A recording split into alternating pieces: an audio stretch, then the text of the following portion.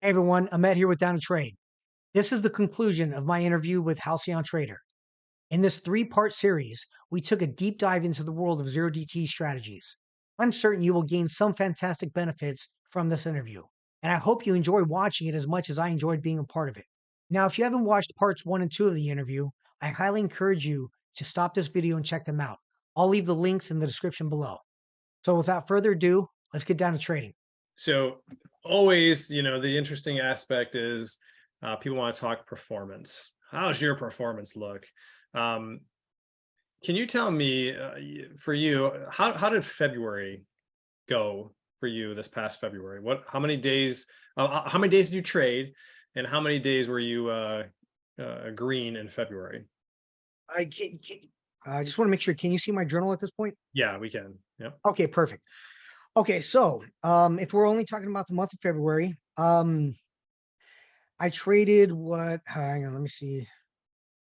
I actually have. You don't trade 5 days a week, right? You take a day off a week from trading. Correct. That's actually a good point. So I every day I choose one day to not trade. So I'm typically only trading 4 days a week. Obviously, we had a couple holidays in February, so some weeks I traded less. And then one day in February I was sick, and I asked another moderator to take over the room for me. But typically I trade 4 days per week. I only had one red day in February. One red day, and on that day I didn't even lose the full 3%. I only lost a little over 2% on that day. But so yeah, my win rate on that month, I think, was it was in the 90s. I can't remember what it was off the top of my head, but yeah, it was a good month. It was a good month. It was a short month for me, just because, like I said, I had a couple extra days off because of a holiday and a sick day for me.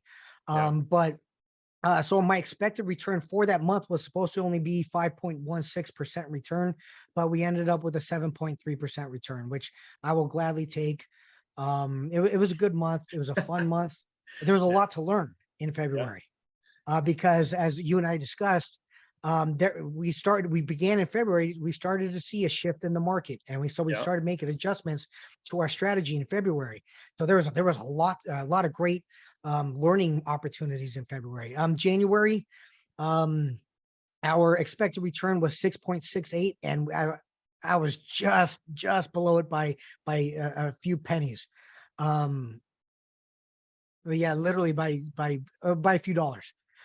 So I think I ended up with 6.63% for the return for the month. So it looks like, if I'm seeing this correctly, basically out of your last 30 trades, it looks like you're 28 for 30 or 29 out of 30, something like that. Yeah, well, so yeah, I think of the last almost 30 trades, I've only had one red day, or the last 30 days, I've only had one red day. Yeah, days of trading. I've had several, or a handful of red trades, of course, that I've been able to turn green by defending. But as far as days go, yeah, I've only had one green day. Since January 18th, let's see, yeah, since January 18th, I've only had one red day, and that was on February 15th. And I'm really mad about that day, because I would have beat my my win streak if it wasn't for that one day. But oh well. Yeah, how about you get your head out of your ass and start trading like a real person here? Jesus. Right.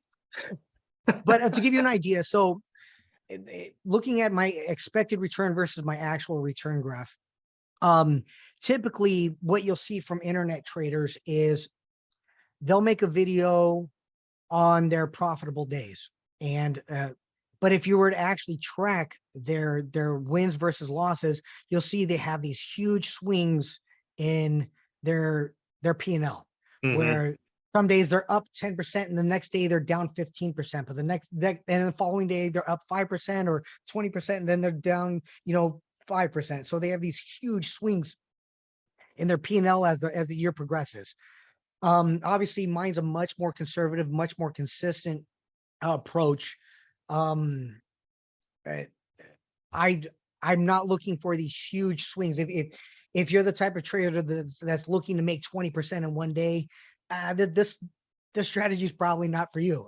In all sincerity, because that's just not how we trade. We're looking for consistent gains across the year. Now, obviously, we're a little bit above our expected return. Right now, we're supposed to be at 13.8%, and we're actually at 18.3%. So we're a little bit above our expected return for the year. And, at some point, I guarantee we're going to dip below and then back up above. But the idea is to stay pretty consistent with this, with our expected return for the year.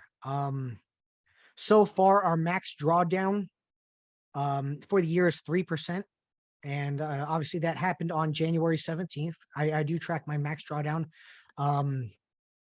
But 3% versus 18% for the year, that's almost unheard of for most traders. Typically, again, most traders have these gigantic swings up and down for their gains. I try to keep my drawdowns very, very minimal, and try to aim very consistent. I'd rather have very, very small, consistent wins over time than having these huge gains. So I'm gonna say let's put a bookmark in this. We'll put a pin here. Okay. We clearly have enough additional things to talk about where we could do a part 2 in this series. And then continue on unpacking some of this stuff, just to be respectful of your time, and make sure for everybody else here before they have to peel off on some of these. We did have a few questions that I wanted to look through real quick and see. Love what is saying. Question 1: if the reward is 1 and the risk is 3, doesn't that mean you need a 70 to 80% win rate to make profit? So surely some successful strategy must be used consistently. Yeah. So you're pretty much answer. So what in essence he was saying was, in order to have a reward of 1 for a risk of 3, you need to be around that 70 to 80% consistency mark in order to make profit, right? If you're at 50-50, you're not going to be making money. You're going to be upside down pretty significantly there. So, and obviously saying there must be some very long, you must have a consistent trading there, which obviously you do. Right. So yes, I love that question, and I would love to take a deep dive into it. Obviously for time constraints, I'll just say that yes, you're absolutely correct, that in order to have a positive expected return with a 3-to-1 risk reward ratio, you need to have more than a 70%. In fact, I personally am shooting for an 80% win rate. Obviously right now we're well above it. I'm at roughly 89% win rate for the year. But yes, you're absolutely correct. Here's a really good question to follow up on that. So defending, right? Risk management is such a huge component of what you're doing, is understanding how to defend, understanding the components of what's involved with defending, and when you defend things, right? And so one of those is, which we've done a few times over the last couple of weeks here, is where we see some weakness showing up unexpectedly, and you convert into an iron condor. So you leg into an iron condor. What is, for you, when you look at the criteria, it may not be necessarily a set of criteria, but when you initially take a position, let's say it's a put credit spread or a bull put spread, let's say you take something here and it starts going against you. When in your line of defenses here, when do you leg into the iron condor and put the other side on, versus giving it time to see if that credit spread can work itself out? So is there a specific factor that triggers? I've watched you do this multiple times, and logically, while you're explaining what's going on, that makes total sense. And I'm trying to myself think here how I would explain that to them, because I think it needs an example. It needs an example. And actually, it'd be a really interesting thing here is, instead of you getting into the details of that, I'm pretty confident you record almost all of your trading sessions. I do. This might be an interesting time to not to do this right this moment, but we'll do a follow-up post this, and I'll just, if we can find the link of one of the times you actually do this, where you add an iron condor on to defend the initial position. I'm thinking last week Wednesday, right? I think it was last Wednesday. That was the time where you did that. Okay. It's absolutely possible. Let me see. I'm pretty confident it was last Wednesday where that was okay.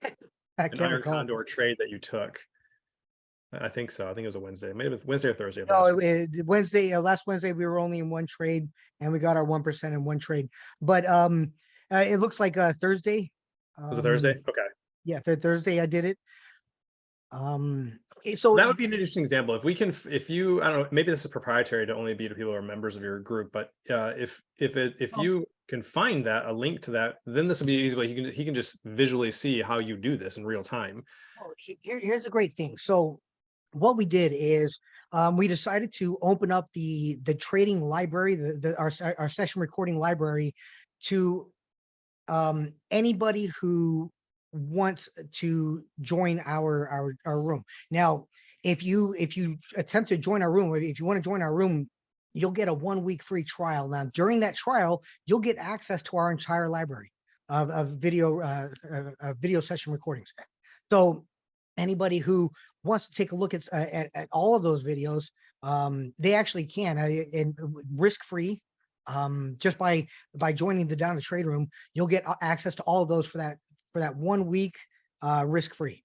So that's one way. If anybody Okay. does want to take a look at it, I would highly encourage you to go to downtotrade.com and and click on the link to try out our trade room for 1 week. I'm so excited that we finally made the change over to Discord.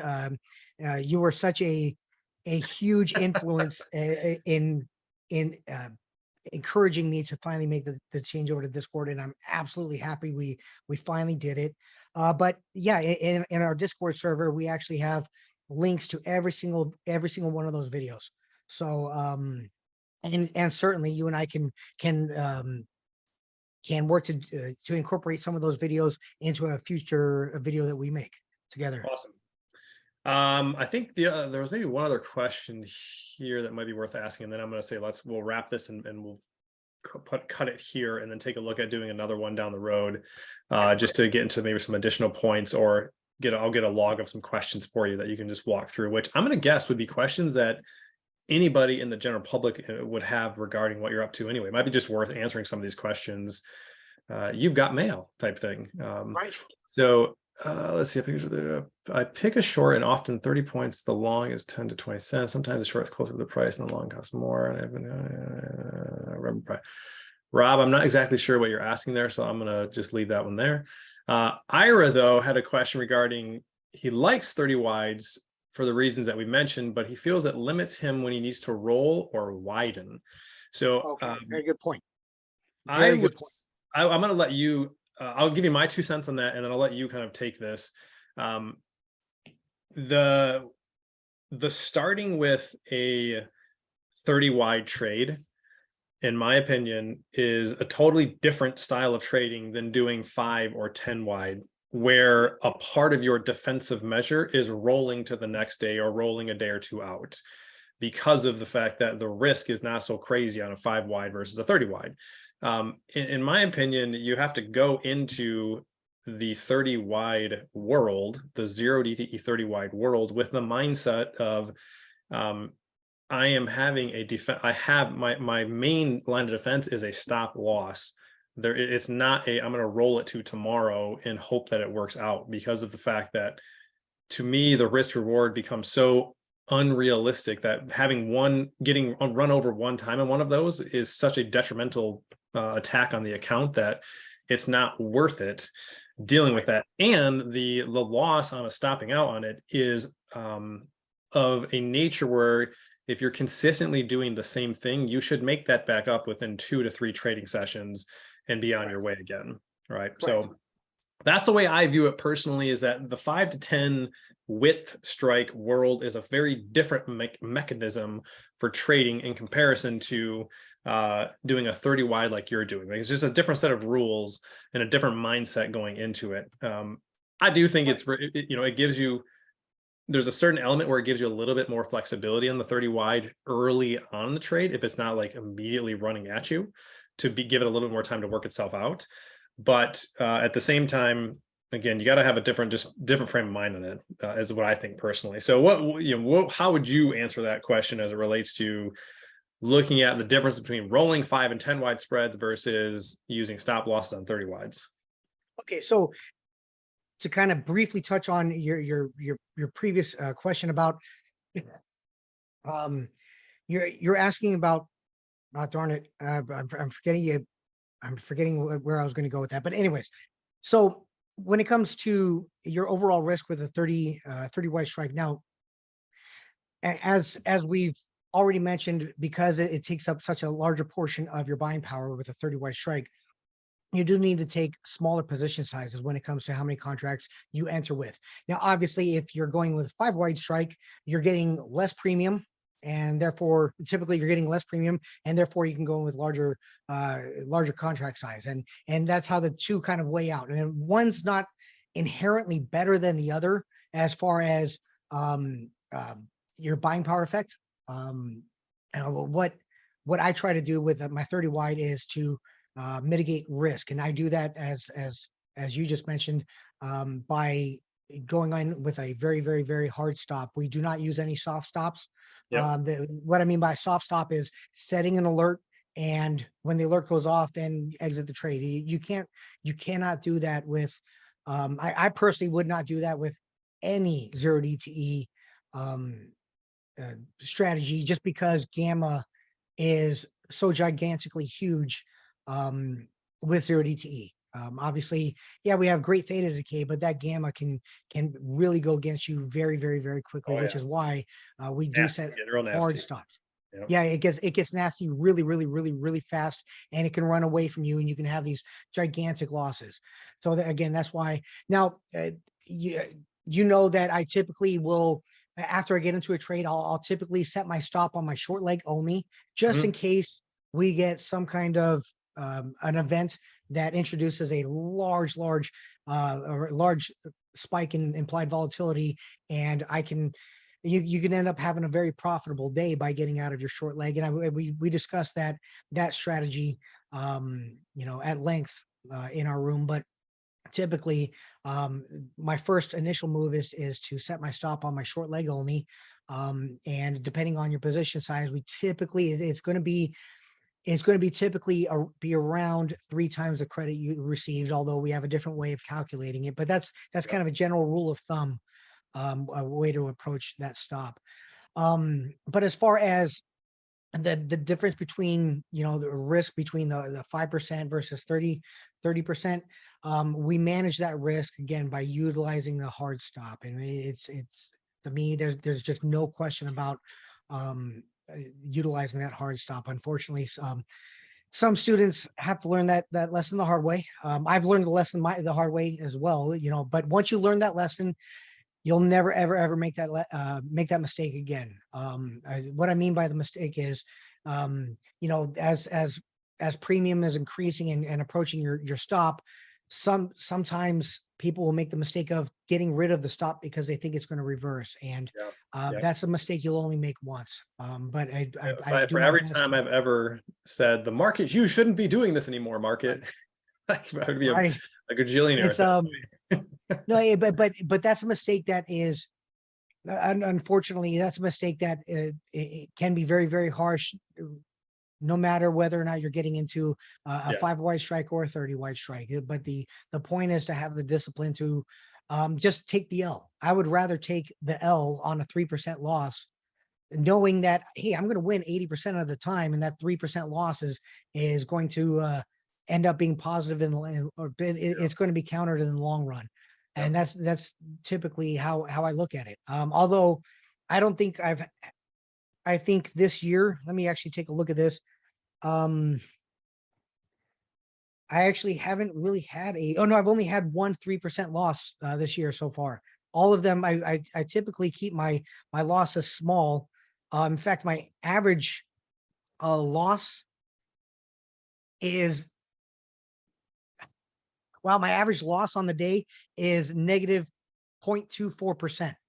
So That's because you don't lose very often as part of that, right? That's been part of the deal. No, Only had a couple losses. Yeah. This is only looking at red days.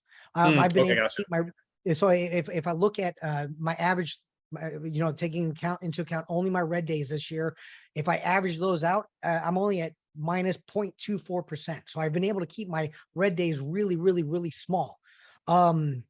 My average win, remember my goal is to win 1%. I'm risking 3% in order to make 1% in this market. Typically, Yeah. I try to win 1.5% historically, but in this market, I did decrease my take profit goal down to a 1% return in this current climate. So my average win is actually 0.75%. And my average loss is 0.24%. So I'm actually right now, my risk reward ratio is actually outstanding so far for the year. But it's just been a great year so far.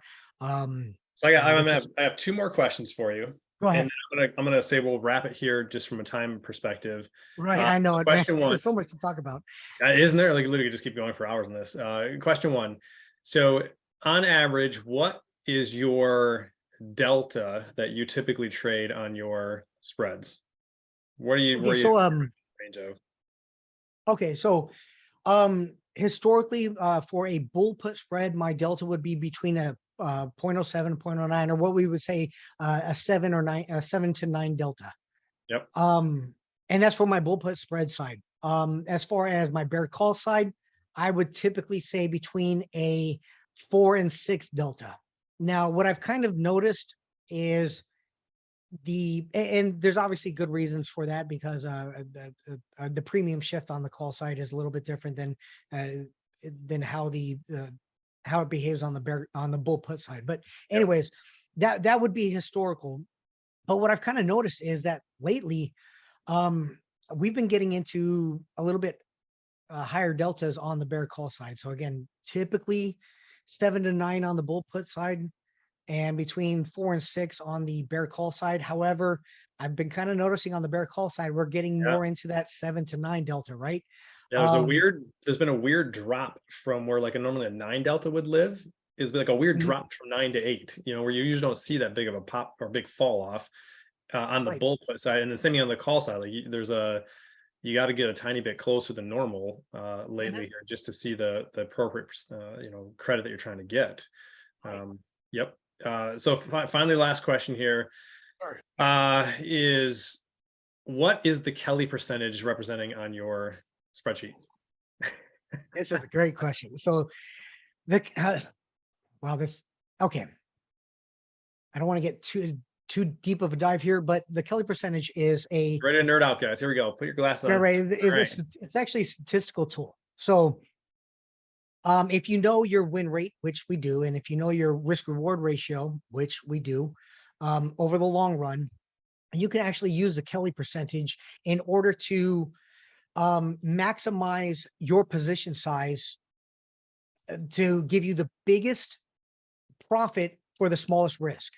In other words, we use Kelly percentage, we use this statistical tool in order to maximize our position size in trading. Is that how you derive the number of contracts that it's telling you to utilize on the sheet?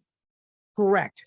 If I can have 1 minute, again, I don't want to do a long drawn out thing, but let me try to explain it like this. Let's say you were flipping a coin, and let's say that coin was a magical coin that landed on heads 80% of the time. So it's a magical coin, and you know it's going to land on heads 80% of the time.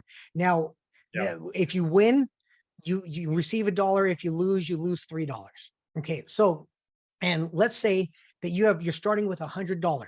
Now, you know that if you jump in with all $100, you might lose it right away, right? You might lose right away. In other words, if you make that bet, you could have that 20%. With your full $100, you could lose right away. You might win big too. I mean, it's the biggest possibility of profit, but it's also the biggest possibility of reward. But if you were only to go in with $1, so you have overall you're not risking a whole lot, but you're not going to win a whole lot. So somewhere between risking 1% of your account versus risking or betting 100% of your account, somewhere between there is going to be a maximum profile for the best profit for the smallest amount of risk. And that's what the Kelly percentage actually tells you. Again, it's a statistical tool when you know your win rate versus your risk reward, which we track. When you know that, what it's telling you is what percentage of your account balance should you be trading in every single trade.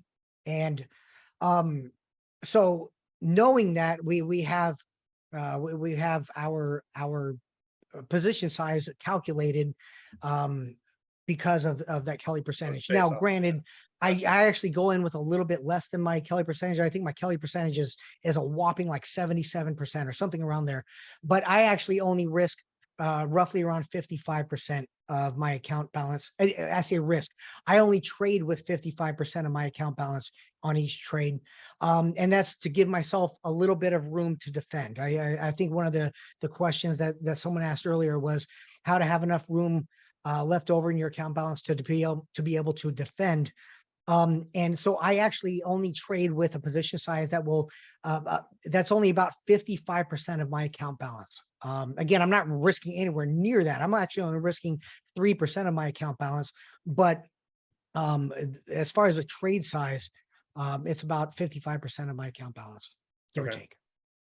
And Well, there's so much more to dive into that, but obviously we Well, can't. we're just gonna assume, guys, we'll do another one of these, and whether that's you and I just going through and dig into this stuff, or I'll get some questions Okay. from them and then we'll dig into it, or we do it all again together. Either way, one way or another, we'll make this happen again. But thank you so much for coming on, for unpacking some of this. I mean, we're really hitting the surface on a lot of this. And gents, if you guys want to see more of, like, actually watch him trade live, like I said, get the free week trial. Just go check him out. You can watch him literally on Zoom for at least 4 days a week and see exactly what's going on and what he's up to, and how he does it. It's there is a lot to be learned by watching somebody who's really, really good at doing something in real time doing it, which is different than I would say just receiving a text alert of, hey, take this trade kind of thing. But to actually hear someone verbalize their thoughts, which is tough to do, by the way. And I would also say there's a lot of additional pressure that gets thrown in when you're live trading and trying to provide trades for people to take. And you have to talk through every single thing you're doing, right? Because you can't just, we sometimes we live in our own little dark area, and when you're by yourself trading, you're like, I feel like I'm going to take a trade right now, and there's really no real logical reason to do it, but I just got to take a trade. But if you had to verbalize that and you had a bunch of people watching you do it, you're like, okay, maybe I'm not going to do that. Maybe that's not the best idea right this second.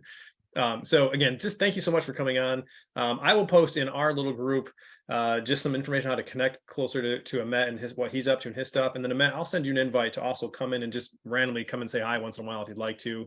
Don't feel like you need to come and hang out all day long with us in any way, but come say hi if you want to. Absolutely love to. Sweet. Absolutely. That'd be fantastic. And again, thank you so much for the opportunity. I love talking about trading, and this has been just an absolute fantastic blast for me. So thank you again. Okay, so that's it. I truly hope you got something out of this interview. There was so much to talk about, and I know we didn't get a chance to cover everything or all of it, but we already discussed the possibility of conducting more interviews in the future. And if that's something you would like to see, let me know in the comments below. As always, if you have any questions about the Down to Trade Room, please visit us at downtotrade.com or come check out our Discord channel. I'll leave a link in the description below. Right now, we're offering a no-risk 1-week free trial for the Down to Trade Room, which includes several fantastic perks. And not only that, we're also currently offering a gigantic discount for the membership. So please come check us out. Other than that, I wanted to give one last shout out to Halcyon Trader. It was an absolute pleasure, and I really can't wait to do that again. Well, that's it for me, everyone. Take care. Happy trading.